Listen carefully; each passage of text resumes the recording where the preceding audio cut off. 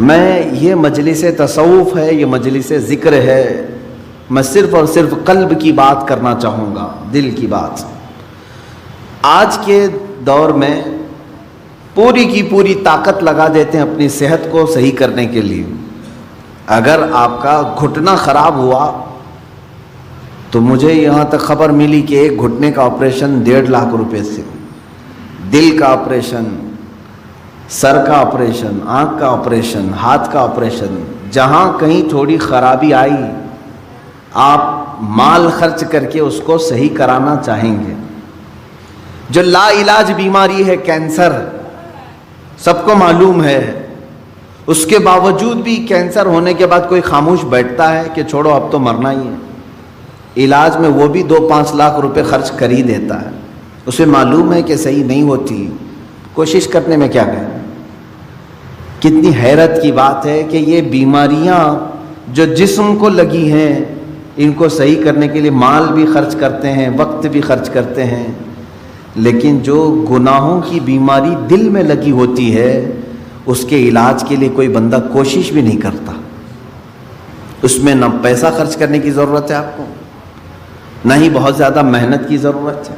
چند چیزیں ہیں کہ اگر قلب دھو دیا جائے تو پاک ہو جائے گا۔ دلوں کی سختی بندے کو انسان سے گرا کر جانور کے درجے پر لے آتی ہے، بلکہ جانور سے بھی بدتر۔ قرآن میں اللہ تعالیٰ نے فرمایا پہلے پارے میں ثم قست قلوبهم من بعد ذلك فهي كالحجارة او اشد قسوة، لوگوں کے دل پتھر کی طرح سخت ہو گئے، نہیں بلکہ اس سے بھی زیادہ سخت ہو گئے، اللہ فرما رہا ہے۔ کچھ لوگ ایسے ہیں جن کے دل پتھروں سے زیادہ سخت ہوتے ہیں، پتھر میں کوئی چیز داخل بھی نہیں ہوتی، اندر سے کوئی چیز باہر بھی نہیں آتی۔ تو جس کا دل سخت ہو گیا ہے، ہدایت کی کوئی بات اس کے دل میں داخل بھی نہیں ہوتی اور کوئی بھی اچھی بات وہ قبول بھی نہیں کرتا، انہی لوگوں کے متعلق قرآن کہتا ہے سم بکم عمی فہم لا یرجعون۔ یہ کس کے لیے ہے؟ اندھے ہیں، گونگے ہیں، بہرے ہیں، وہ اب لوٹنے والے نہیں۔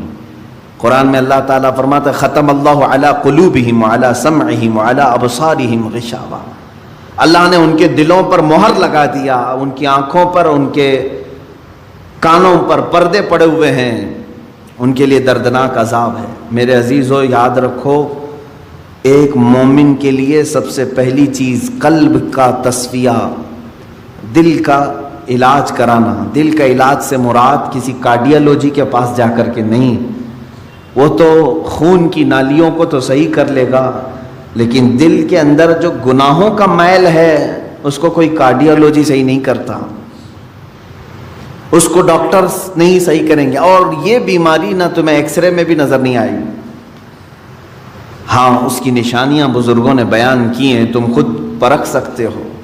اگر قرآن پڑھنے میں دل نہیں لگتا ہے تو سمجھ لو کہ دل کالا ہو رہا ہے۔ مسجد میں زیادہ دیر بیٹھنے میں دل نہیں لگتا ہے تو سمجھ لو کہ دل کالا ہو چکا ہے۔ اللہ کی راہ میں خیرات کرنے سے دل ہاتھ نہیں اٹھتا تو سمجھ لو کہ دل پورا کالا ہو چکا ہے۔ ایسی نشانیاں بہت ساری ہیں۔ آیات قرآنیاں پڑھی جا رہی ہیں، سننے کا شوق نہیں، لیکن وہی گانے گھنٹوں سنتا ہے، یہ دل کے کالے ہونے کی علامات۔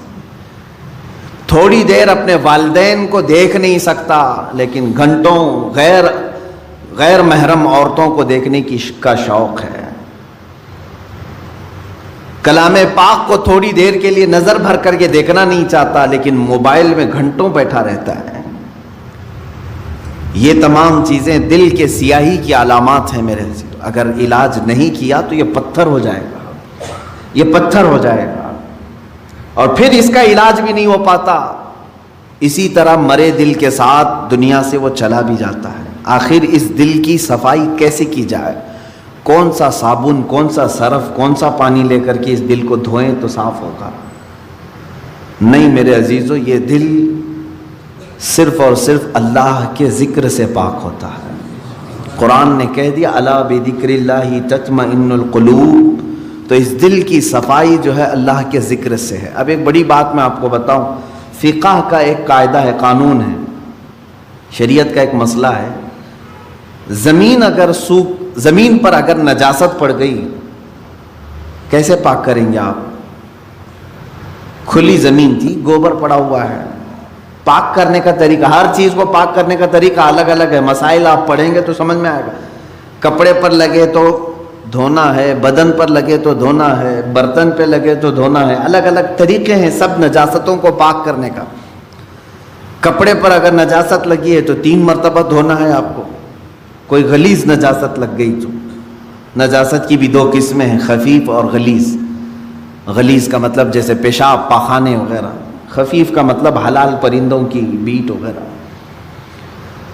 تو یہ نجاست کو دھونے کے الگ الگ طریقے ہیں، لیکن ان میں سے اگر کہیں زمین پر نجاست لگی تو اسے کیسے دھوئیں گے آپ؟ کھلی زمین، میدان ہے باہر اور نجاست گر گئی ہے.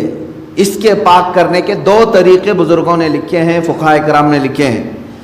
پہلا طریقہ یہ ہے کہ بارش اتنی آ جائے کہ نجاست بہہ جائے. بارش اتنی آ جائے، توجہ ہے نا، زمین کے پاک ہونے کے 2 طریقے ہیں. بارش اتنی آ جائے کہ نجاست وہ بہہ کے چلی جائے.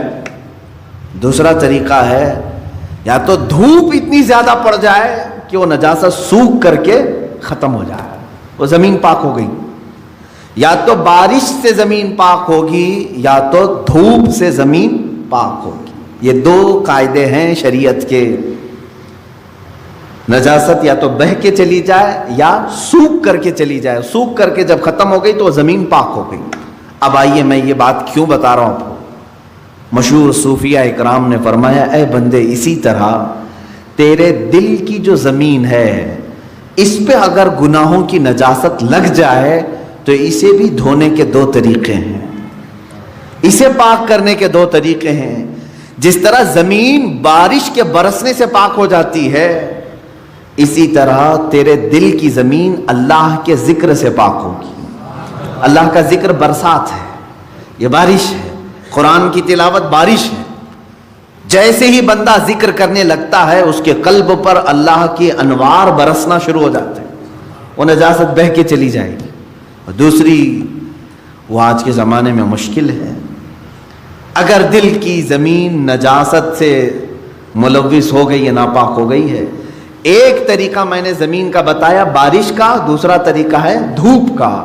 دل کی نجاست کو دھونے کے لیے ایک ذکر الہی کی برسات، یا تو پھر شیخ کامل کی نگاہوں کی گرمی سے. شیخ کامل کے نگاہوں کی گرمی سے نجاست پاک ہو سکتی. یہ 2 طریقے ہیں.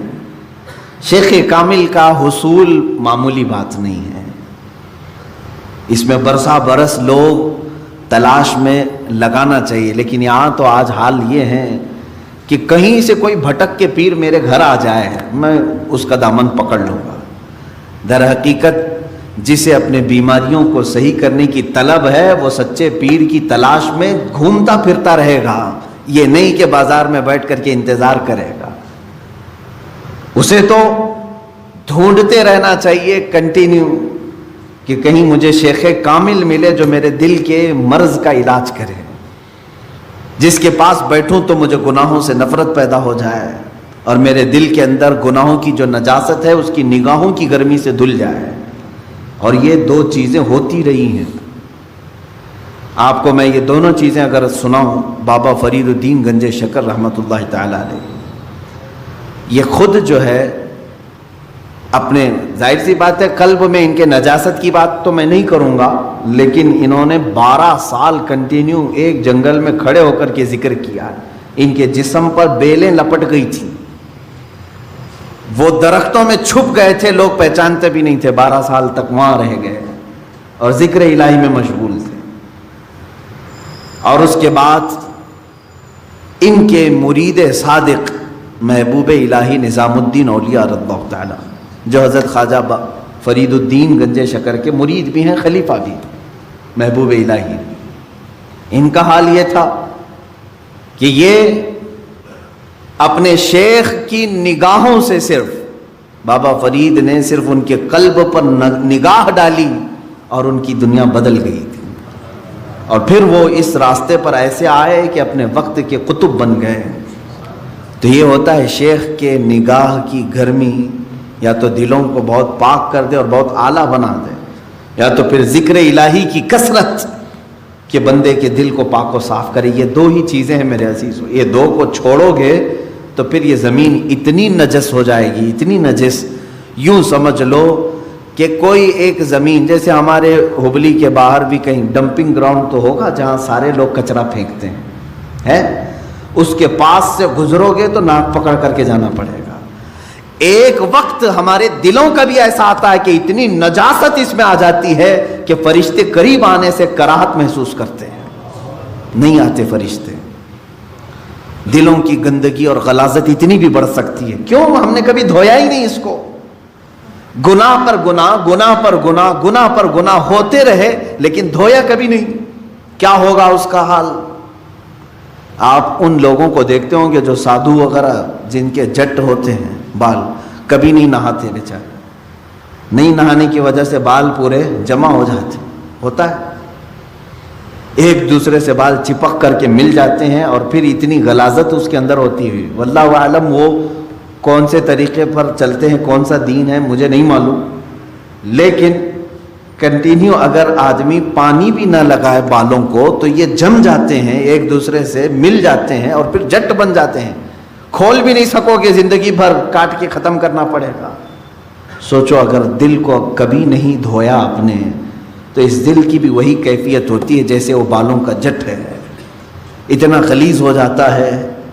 اسی لیے قرآن پاک میں میرے آقا صلی اللہ علیہ وسلم کی صفت اللہ نے کیا بیان کی ہے جانتے؟ وہ رسول تمہارے درمیان آ رہا ہے.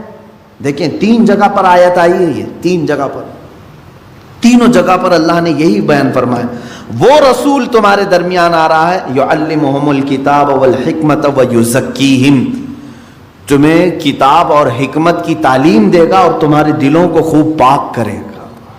حضور کی سب سے بڑی صفت اللہ نے 3 جگہ قرآن میں کیا بیان کی؟ تمہارے دلوں کو صاف کرے گا. دلوں کو صاف کرنا یہ میرے آقا صلی اللہ تعالی علیہ وسلم کا طرہ امتیاز رہا ہے. وہ ایسے طبیب حاذق تھے کہ جس کے متعلق شاعر نے سچ کہا, ایک عرب نے آدمی کا بول بالا کر دیا, خاک کے ذروں کو ہمدوش سریا کر دیا. خود نہ تھے جو راہ پر اوروں کے ہادی بن گئے, کیا نظر تھی جس نے مردوں کو مسیحا کر دیا. رسول کریم صلی اللہ تعالی علیہ وسلم نے اپنی نگاہ نبوت سے کتنوں کو, ان کے دلوں کو پاک کیا ہے. کئی ایسے لوگ حضور پاک صلی اللہ علیہ وسلم کی بارگاہ میں حاضر ہوئے جن کے پچھلے زمانے کو ہم آج ذکر نہیں کر سکتے.